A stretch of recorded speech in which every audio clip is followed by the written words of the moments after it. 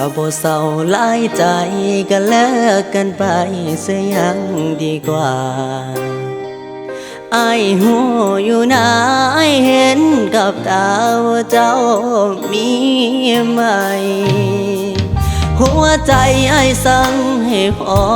ถ้าหากอยู่ต่อก็มีแต่เสียใจเหตุดีสำใดก็บ่ได้ใจน้องดอกนาความรักที่ผ่านมาอ้ายนี่น่าสิคิดว่าฝันไปน้องเป็นคนหลายใจสิฮักสำใดอ้ายก็ยอมเลิกลาเก็บเอาความรู้สึกที่ผ่านมาเก็บเอาหยาดน้ำตามันล้างใจแต่นี่ต่อไปอ้ายก็ขอให้น้องโชค